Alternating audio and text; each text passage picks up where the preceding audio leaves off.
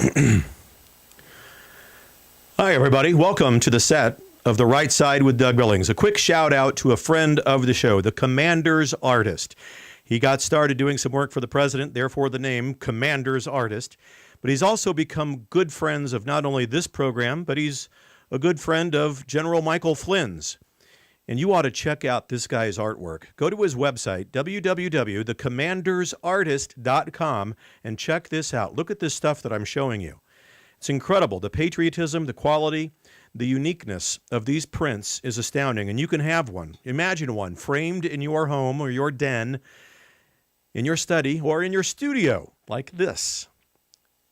They're beautiful, and you really do need to check him out. A personal friend of General Mike Flynn's, a personal friend of this program, thecommandersartist.com. And when you go to checkout, make sure you enter the coupon code DOUG, D-O-U-G, that's me. You get a little discount from the Commander's Artist when you do that. The coupon code is Doug. Check out this website. Check out the artwork. Patriotism galore. And it's really, really cool, good quality stuff. Top shelf, as they say. TheCommandersArtist.com. Cheers.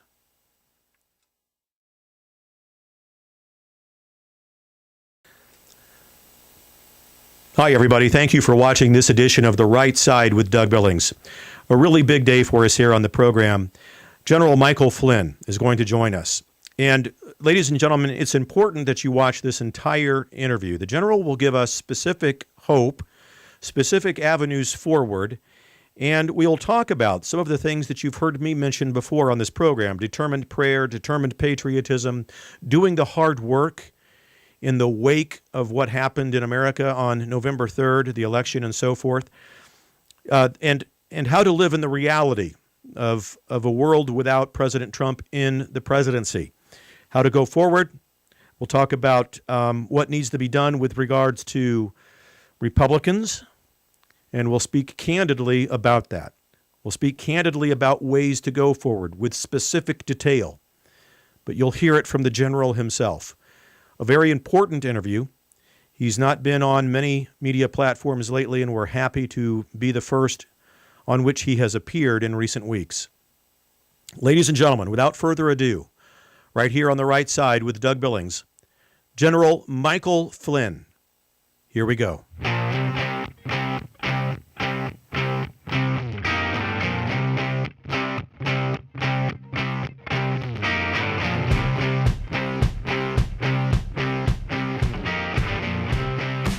Hi, everybody. Welcome to The Right Side with Doug Billings. A really big day for us here. It is our high honor to have General Micheal Flynn with us on today's program. General Flynn, thank you, sir, for taking the time to be with us here on The Right Side. Absolutely. Thanks, Doug, and thanks for you and all that your audience gets out of you. I think on a daily basis, the message that you have for the entire country. It's a terrific message, and I'm really honored to be on the show with you. Thank you, sir. That's very nice of you. You know, it's because of a mutual friend of ours that I was actually connected with you. Micheal, the artist, the Commander's Artist. He's a friend of yours, and he's done some work for you. He's designed the logos on this show, and the Commander's Artist he's a great guy, isn't he? He speaks very highly of you. Now, Micheal is a terrific American patriot, and if anybody, I hope that you will promote his website and him. He does the artwork that he does is very, very patriotic. And one of my sort of big things with Micheal is Micheal came into my life through this political persecution journey that my family and I went through, and he stepped up in a big way to help us raise some money for our legal defense. And Micheal and I have become very good friends, and he's a terrific, faithful man, and I love him. Wonderful. And yes, we will definitely, prior to our interview, when this thing airs, there will be a big promotion for Micheal and his website. He's a friend of the show, and he's spoken highly of your faith and how you connected during that persecution in the moment of darkness. And I think you brought light and hope into each other's lives. I just thought that was a great story. Yeah, and Mike is a guy, and like I have said in other venues, Doug, the American people, instead of running away from the Flynn family, they ran toward us in a moment of really deep faith for us. And it became something that was so important that now, as I reflect back on all this, I really do feel a responsibility to say thank you in as many venues as I can possibly leverage, to thank the American public for what they did and standing by the Flynns, myself, our country, and what we believe in. And frankly, like I said, it was a persecution unprecedented in history, and it should never happen to anybody else again in this country. But we'll see what happens as the country goes forward, as our justice system comes under an enormous amount of scrutiny by the American people, now that the American people are awake, and as our rule of law must be returned in some way. I don't know if that's going to be the case, Doug, but I will tell you that in my fiber, in my body, I will work toward that end to help people who are being persecuted, because the justice system seeks prosecutions instead of justice. And I think that we have to check that incentivized system that is not right. It's just not right. General, I couldn't agree more. And before I get into the actual question, I need to just ask, how are you, sir? How is your family during all of this? You all holding up? I know that on this show, I can tell you, sir, that we get messages from around the world, and there are millions of people who have been looking forward to hearing this interview and are in your corner. They are with you and your family. Are you okay? Is everybody marching forward and doing okay? Yeah, we're doing. I mean, the things that I like to talk about with all these people that are not only in the United States of America, but around the world. And I think we've tried to track these people, and I've tried to send thank you notes to as many people as I can possibly send them to. And it's upwards of about 20 countries around the world that I'm aware of, and every state in this union that people have reached out to us. But I bring it down to three things, and that's faith in God, the strength of my family, and then the real trends that came into our lives during this journey. We're strong. I tell people that we are a resilient bunch in Flynn family, and that also includes my wife's family. My wife and I have been together since we were 13 years old. So we know what loyalty means. We know what fighting through the objective, so to speak, means. Yep. There's nothing that's going to stop us from talking about our values and the values that we believe in. We're going to be fearless about our patriotism to this country, and I would say going forward that the American people our need, and we know we have a responsibility to go around this country and as much as we can to all those people outside of the borders of the United States that supported us, to say thank you to them. And I would also offer, Doug, that a lot of people come up to me and they say, "We're so sorry for what happened to you." And I tell people right away, don't feel sorry for me. Don't feel sorry for the president of the United States country. The way that people inside of our bureaucracy attacked our presidency, meaning they attacked the American people, and they used me as maybe one of their conduits. And we know for a fact from the exculpatory evidence, which is a new phase that every American has learned about, exculpatory evidence, that one of the senior FBI agents that was involved said the whole effort was to get Flynn to get Trump. That was what the entire effort was about. So they could basically purge Donald Trump before he even had a chance to be the president. And once he was the president, then they had to get Flynn out because they knew what I knew and where I came from. So I'm on my soapbox right now, Doug, but I will tell you, the people that are watching your show, the one message that I would say to them is do not lose hope and do not give up, because we're not. The Flynns are not going to give up. Excellent. And I want to get to that hope during the course of our chat here together. And we will get there. Where General Flynn, with regards to your current state of mind, with regards to the American Republic between November 3rd and today, where's your head? Where is your sense of hope? What can we do There are too many to number the amount of people who were hopeful that something may have happened, that you know Trump could have won, obviously. And I know that we can get into the election, and I think that ought to be our number one priority, is to fix the election problem this country has. Where is your head with regards to the future of the country as it stands now? Well, here's what I tell people, that let's just use the number 70 million. All right. So 70 million people stood in line to vote for Donald Trump. And most of those actually stood in line. They didn't come in through mail-in ballots and such that we all learned about. So let's just say 70 million people stood in line and voted for Donald Trump in an unprecedented way. And I mean, numbers that before in our history. And so what the next stage of life is for those 70 million is really to now decide to not only get in line to vote, but get in line to volunteer and go to your precincts, go to your local townships, go to your counties, get in. And many of this stuff is, much of the stuff is volunteer stuff. We have got to reassure ourselves, and we have got to reassure America that we can actually have a free, fair, and transparent election. But the only way to do that is not just by voting, it's by getting involved. And some of that is volunteer stuff, but it has to be involved at every single level. So I am going to go around, I'm going to ask people to do that.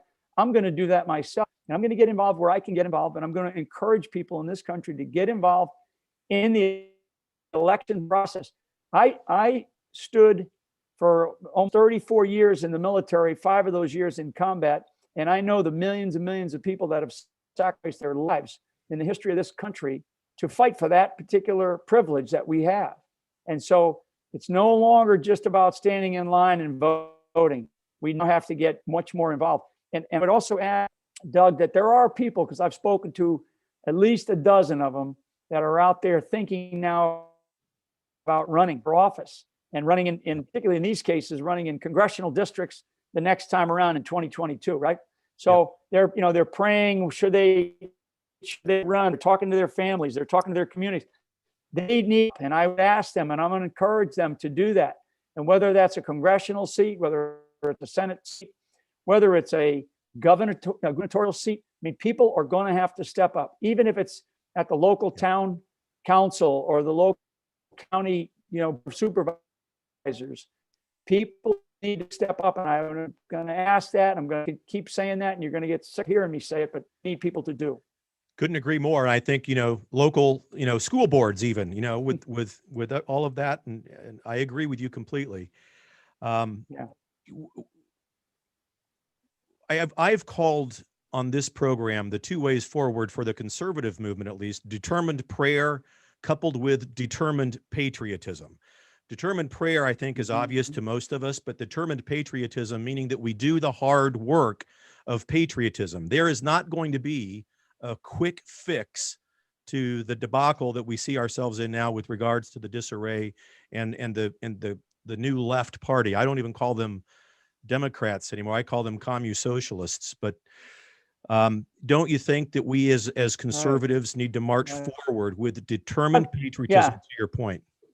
Yes. So the short answer is absolutely 100% correct. The more defined way for us to be thinking about moving forward is, and you're right about what is the sort of the opposing political ideology that we are now seeing, in our face, that's happening on the in the streets of America today.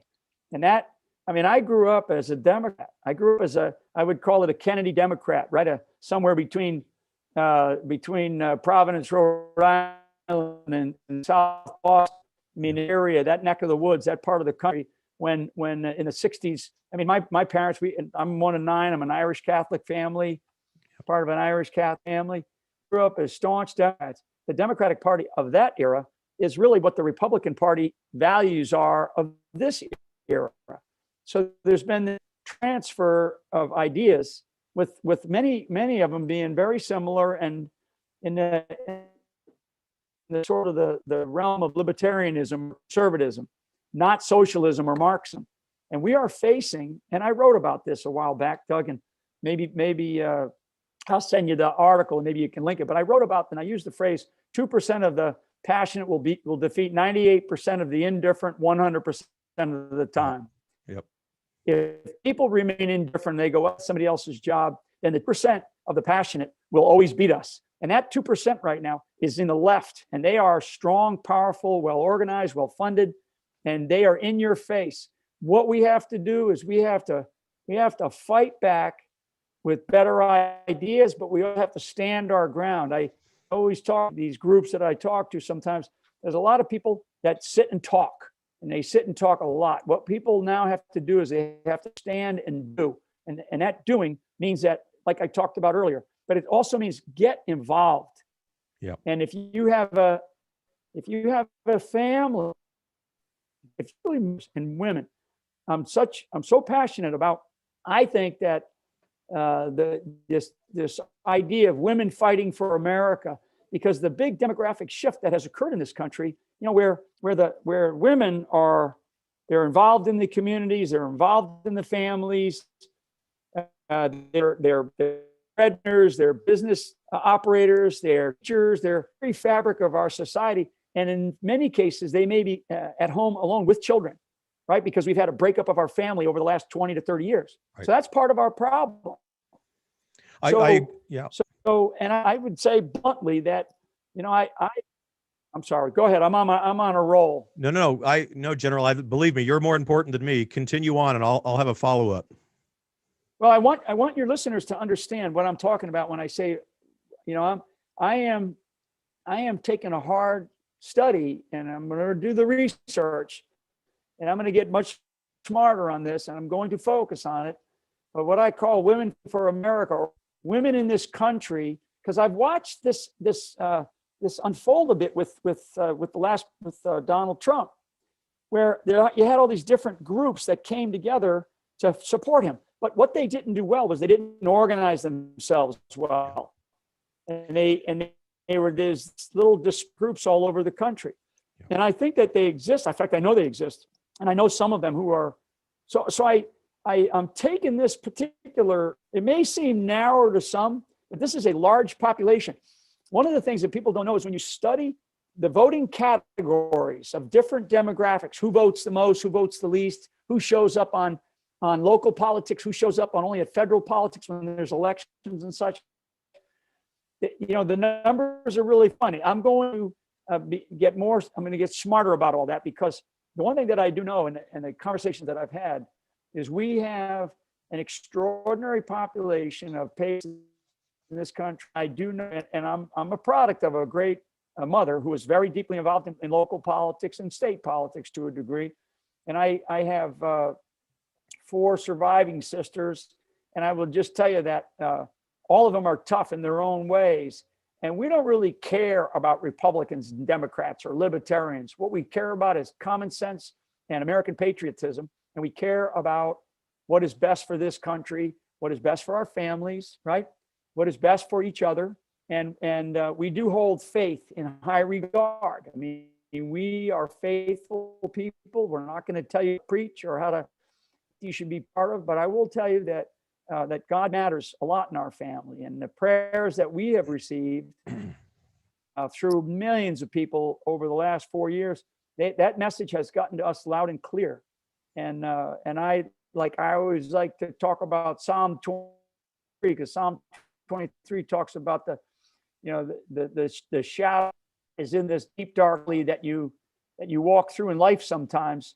And yea, that you walk through that valley of the shadow of death, I will fear no evil, because you are with me, right? Thou art with me. And God has been by my side for whatever reason. And so now I'm into the world of what I say Isaiah 6:8, which is, whom shall I send? Send me. And I'm going to be there. I'm going to be there. I cannot give up, because that's my life. I'm going to live this one life, and I'm going to live it to the fullest.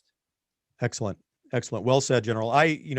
Obviously, I think all of us, that resonates with all of us. A year ago, I was an executive in the human resource, world in corporate America. And now, after what I've seen the country go through, especially with regards to you and President Trump, having been furloughed due to the Yeah. COVID, debacle, I started this show because I felt like I had to do something. And it's good to hear you encouraging people at whatever level to become involved. So we all appreciate that. I do have some specific questions that came from our audience. I'd like to do a quick fire round with you, and then we'll talk more casually. Okay. First of all, there's a lot of people out there that look to you for a sign of hope that things may continue as they were prior to, as I call him, Administrator Biden showing up on the scene. I'm just going to ask you some questions, and I want you to just tell me if it's nonsense or if there was anything to it at all. Number one, did President Trump ever sign into action the Insurrection Act? No. Nonsense. Nonsense. Is the United States military running the country or just is that nonsense as well? More nonsense. Good to hear. More nonsense. There's no plan. There's so many people out there. Is the plan happening? We have what we have, and we have to accept the situation as it is. But now we have something about it. So I'll get into more questions. Okay. I want to talk about your opinion about Russia and China. Newsmax reported the other day that STRATCOM Commander Admiral Charles Richards said that there may be a possibility of nuclear war if these two countries, view us or as a viable threat in regards to our relationship with them. What do you make of that? What's your take on Russia, China, and how serious the Admiral's concern is? And what do you think we can do about that? Well, so that's a big question, and it would take an entire show to talk about the details of that, which I know intimately about. I would tell you that in general, just big picture, Russia and China have come to two of the largest agreements in the history of the world between two large nation states. And the first is an economic relationship that they have formally signed a few years back. And the second is military to military relationship that they signed years ago. And what we have to do is we have to pay very close attention to that. Now, does this general that has talked about this have special intelligence? Maybe he does. I don't know. What I would say is that I think that warnings like that from our political leaders, because a warning like that from a military leader is a very big warning. Very big warning. Is it possible? Absolutely, it's possible. Is it something that these other two nations that you mentioned, Russia and China, want to have happen? Absolutely not. We have a very, very awesome counter capability, let's just say, to be able to that's not the type of warfare that either of those countries needs to leverage against the United States of America, as we have recently seen with China and Russia in our election process. So we all know, and because we've been doing this, we get involved in foreign elections all the time. Who's kidding who? Yeah. So the information war, and anybody that studies Chinese doctrine I have studied that, and I've studied Russian military doctrine. Anybody that studies their doctrine, the last thing that they want to do is go to what I call go to the gate. They want to walk up to the point where they leverage every other aspect of quote unquote warfare, principally the idea of economic and information warfare, before we have to go to the gates and actually go toe to toe. And so what I would just say to that big question is, let's let cool heads prevail here, and let's watch and observe the actions of our adversaries around the world. And let's make sure, instead of our military being focused on, which bathroom to use, our military ought to be focused on having a trained and ready and capable military force to fight and win the nation's wars. That's why we have a military. We don't have a military for social experimentation. We have a military to fight and win, not just fight and participate in, but fight and win our nation's wars. Have you had any conversations with President Trump lately, last few weeks or so? And the last time I had a conversation with President Trump would have been for the 6th of January. I do understand that he is doing fine. I have had conversations with people around him, and I understand he's doing fine. Obviously, he's working through the legal machinations of this impeachment, nonsense impeachment thing that's going on. I mean, it's funny. I guess we still should call him Mr. President because you can only impeach a sitting president. So Yes, he must right. be still be Mr. President to some Congress, I guess. A little bit tongue in cheek, Doug, but you know what? Yeah. It's very serious. It's very Yeah. real. Why would they want to impeach a former president? It's actually unconstitutional. I think it's, I mean, I don't need to tell you this. It's because they have a catastrophic fear of President Trump, what he is capable of doing and how he is capable of absolutely turning their political world upside down. So they don't want him to run again. That's right. I mean, Donald J. Trump, he still has influence, mega influence over the mega movement in this country. And I believe, because a lot of people have come to me and they want to hear from him. And I think that we will hear from him. I will hear from Donald soon enough once he gets past this stage that he's having to deal with, because it's really ugly. And our new left in this country, this new party, whatever you want to call it, is they're going to take it at him. And that's a shame, because all they're doing is they're dividing the country, and they're bringing more people to Donald Trump than they think. I mean, what they think is people are going to actually go to their side, and I know they don't care really what happened, but what's happening is more and more people are actually turning toward the MAGA movement and going, "Oh my God, this is not what I voted for." People did not vote on the Democratic for the nonsense that we're seeing coming out of our current government right now. And they're saying, "Wow, what's going on here?" So I do believe that former President Donald J. Trump is going to come back out here soon enough, and he's going to be an advocate for the people that want to run, who are fighters, not the political class, Doug, but who are willing to stand up and fight for this country and fight for the patriotic values and ideals that we have in our Constitution. I see your NRA baseball cap on the back Yes, bookshelf you got there. Yes, I mean, it's important because we're talking about our amendments. We're talking about our Bill of Rights being taken. We're talking look at the censorship, right? Freedom of speech, freedom to bear arms, right to bear arms. I mean, these are people that are going to in our government right now, quote unquote, they come after these rights that we have, that I and millions of others before me stood on the at the gates for this country to protect. And we have to understand that people in this country have to get involved. And I'm going to keep saying that to you, Doug. We need to hear it. A couple of things. President Trump, you're right. We do want to hear from President Trump, and I can only hope that because you are on this show that maybe President Trump will see this, but we are desperate to hear from him. We love the guy.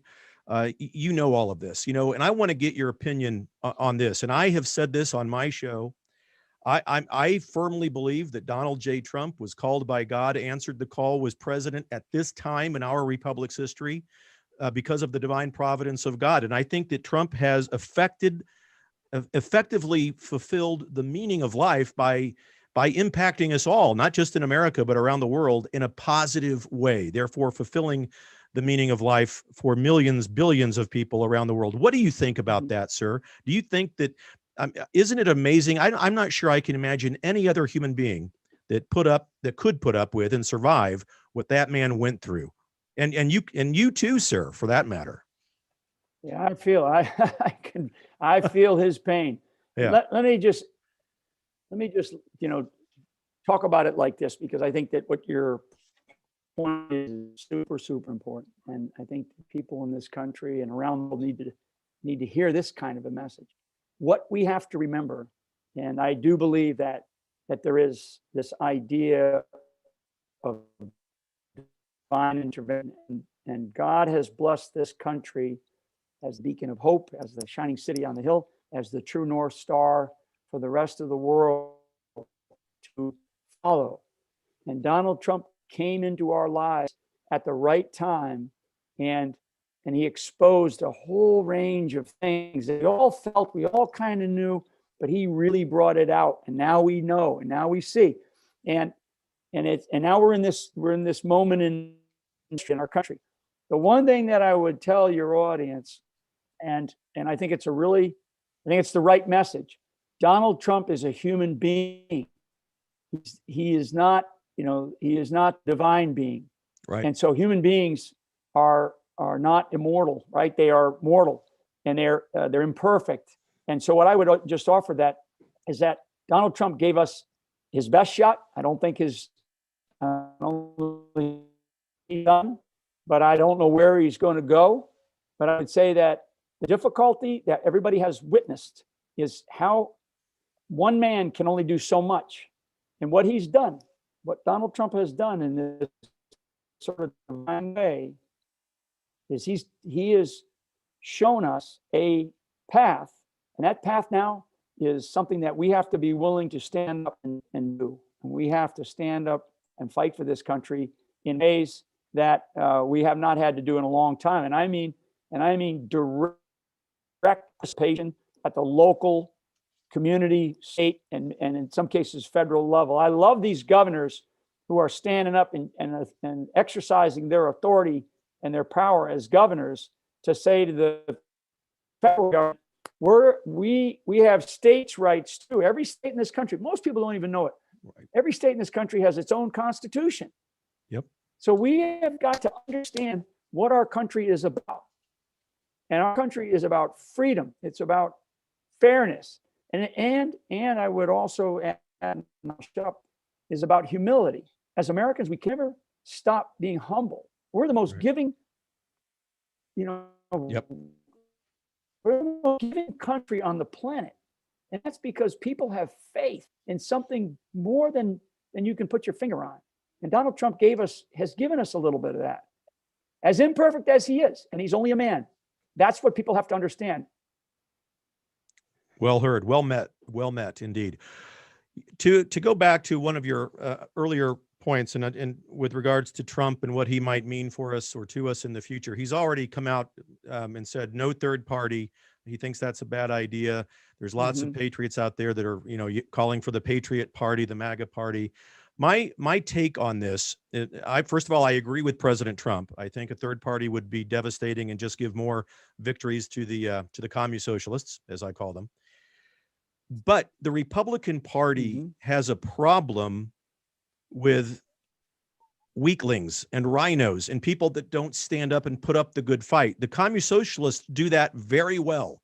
They circle their wagons around every one of their members.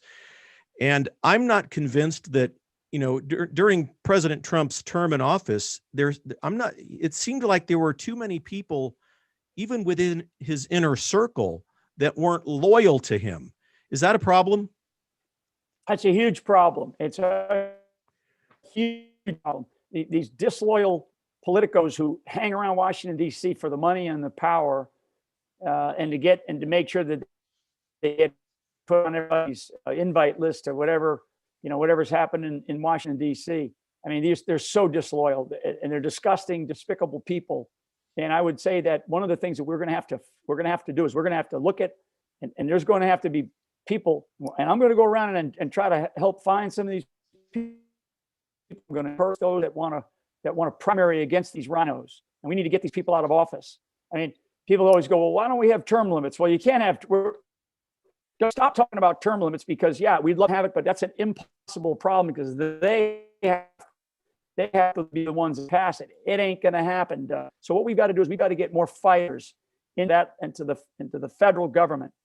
And any of these quote unquote rhinos that are out there and and you can name if you want to name a few, but I'm telling you, these are people that are dangerous to this country because all they want is power and they want to stay in power. Anybody that's been in Congress more than 2 terms as a member of the House or certainly 2 terms as a member of the Senate, which is 12 years, they need to go.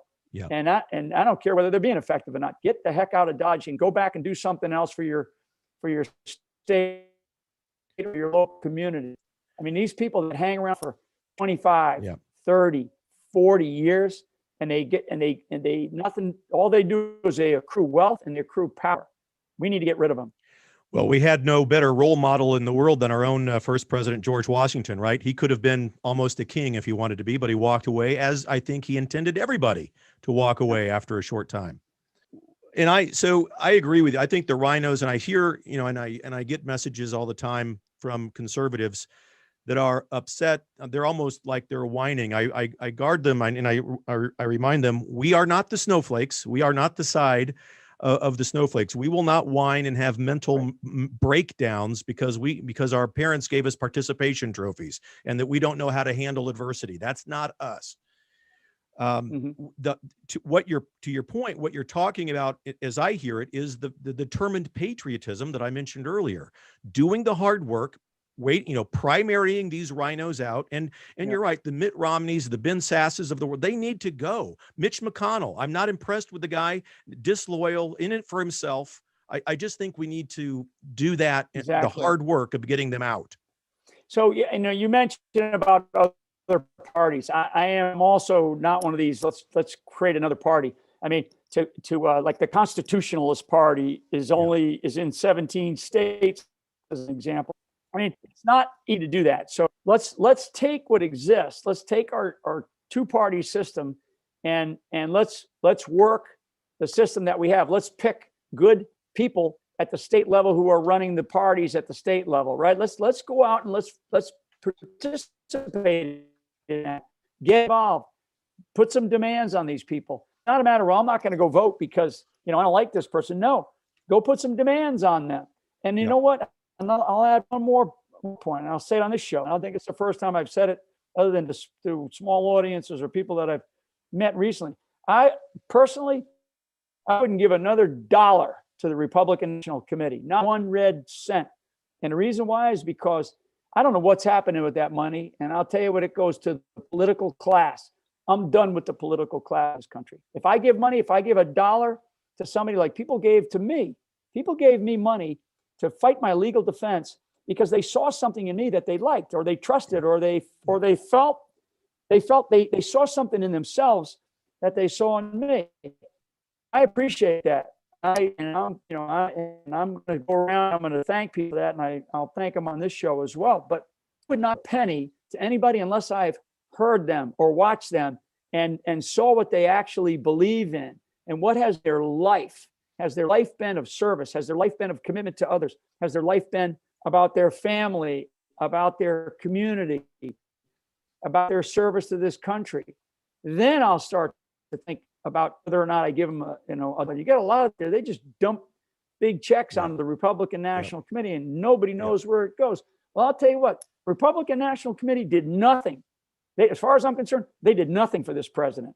And I may be being really harsh, but I would like Ronna McDaniel, who's running our Republican National Party right now, to tell us, and she'll give you a laundry list of, we spent this money here, we spent baloney.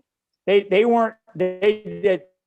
said nothing about the last election process that we had. What they did, the Republican National Committee had a big old meeting down in Amelia Island, Florida, the 6th, 7th, and 8th of January, while the president was up going through all this nonsense up in Washington, D.C. They're down in Florida with about 140 of the top leaders, and they're listening to all these people that they're going to run for president. That's what was happening the 6th through the 8th. That's what they were spending their money on in this nice plush place. Hey, forget it. Now you got me on a roll, Doug. And I'm telling you, General, this is not about Democrats. This is not about Democrats. It's not about Republicans. It's about common sense Americanism. And Americanism is patriotism. And we have got to fight this socialist ideology that's just pouring into our government in Washington, D.C. I love the passion. I love it, and you have carte blanche to go off on any on any amount of passion that you want to. But you're right, Ronna McDaniel, and the committee came out the other day, last week, and said that if Trump were to run again, they're not going to necessarily automatically endorse the guy. I mean, it's stabbing in the back. Yeah. On They the didn't other stab him in the back. They didn't stab him in the back. They stabbed him right to the heart. Right in front of him. Yeah. Oh, and I feel for the guy because, like I said, everybody talked about divine intervention. I mean, he's a man, and so and he made decisions, and I don't know why. One of these days I'll have that intimate conversation with him. I pray that I am able to do that because I want to understand, how do we move forward? That's what I want to understand. Because I know in my institution, I had to make some monumental decisions early on and then later on. And those monumental decisions, unless you've lived in my shoes, like people are trying to tell Donald Trump what to do, I don't live in his shoes. People didn't live in my shoes. I know I had made those decisions. I'll tell that story someday. But I will tell you that we can't judge people for those kinds of things. I want to judge a person for their entire life. Right. And that's what I'm looking for as we go forward, are people who are just good Americans who want this country to be better than what our parents left us, right? Right. Agreed. I know that I promised you a 30. Our time is quickly. We can, and again, gosh, we could go on for hours. I want to just segue into a couple of people who, in my view at least, are in the upper echelon of patriotism, much like yourself, and get your take on what they might be up to and the impact that they had during this past election cycle. The first of which I can't go without mentioning and just calling out Rudy Giuliani, who is not only America's mayor, but probably the world's mayor at this point. I admire the guy. Is he, to the best of your knowledge, is he continuing to work on the issues surrounding the election? Yeah, Rudy, I thought did some great work. I mean, even in the 2016 campaign, going that far back was really when our paths crossed. He's a terrific guy. He is an individual who is always willing to step up to the plate. The president, has a lot of faith in him. I will say that I had my differences of opinion on the strategy that they took. I'll leave it at that for the legal strategy, but I'm not a lawyer. I probably should have an honorary law degree because of all the nonsense that I went through. But I would say that Rudy is a great patriot. He's a great American. And he still has a lot to offer to all, as well as to the country, but to the president as well. And I know that the president still maintains an affinity for him. And the other guy that comes to mind, Mike Pompeo. As a Kansan myself, I got to call Mike out. I just think that he appears to have been at least one of the most loyal to the president. Yep. Yeah. Mike Pompeo is another terrific guy, a very, very bright guy. And I think now what Mike has allowed himself through his service to America better prepared to do, he's a real shot at being looked at hard by the American people to be a president of this country because of his time in Congress, his time in government in the executive branch, both running the intelligence community from the CIA seat, and then of course the State Department and running our foreign policy. Mike is loyal to the president. I thought he was very strong as he departed the State Department with some very strong comments about what was going on around the world.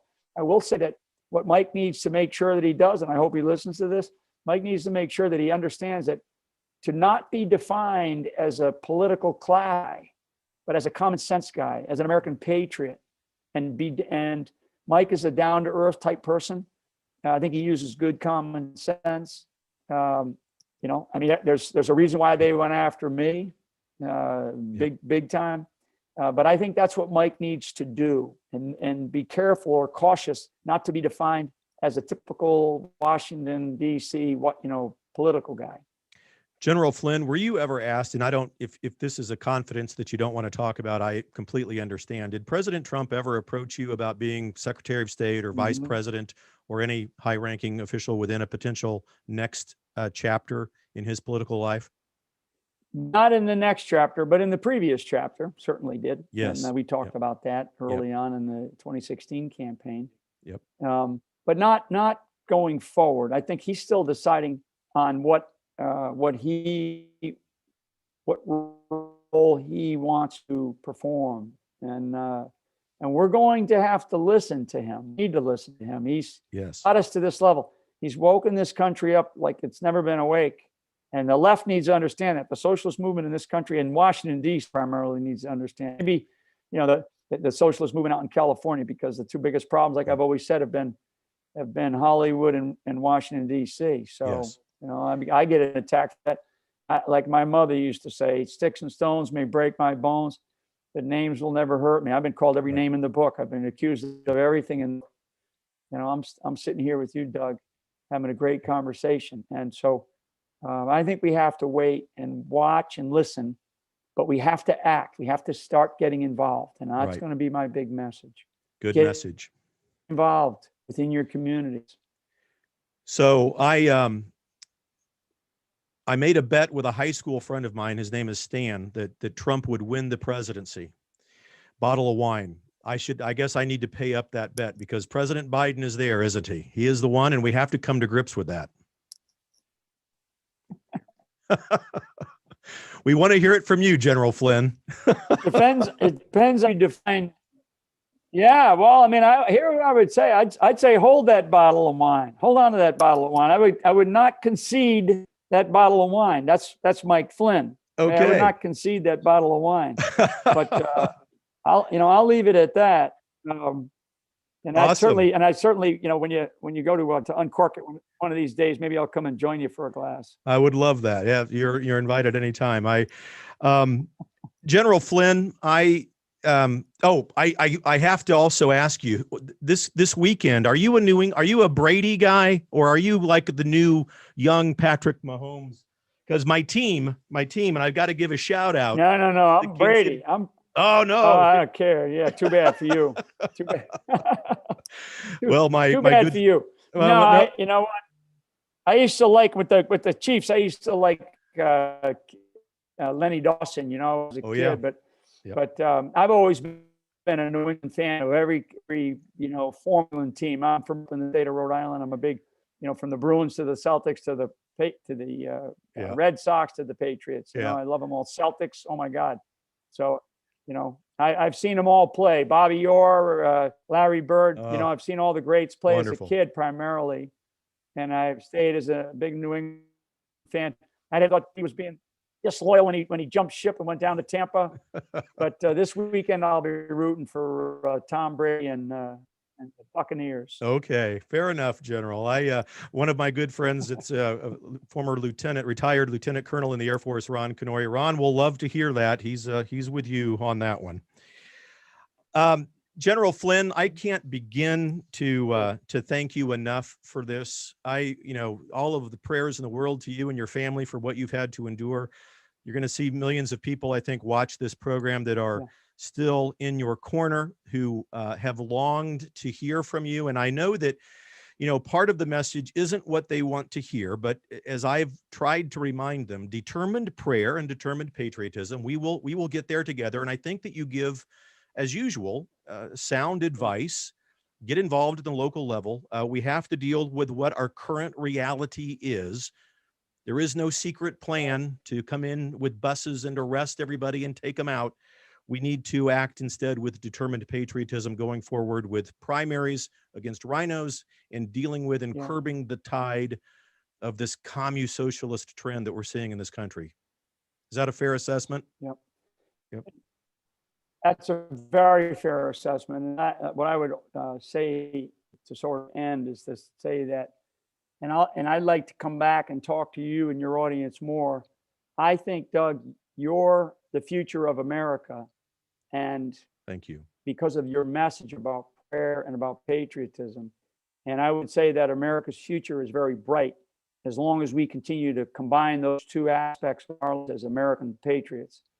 It's really super important. So thank you very much for all you're doing with your message to your audience. And I know your audience is going to continue to grow, because the message that you do profess. All of us believe in. So thank you. God bless you.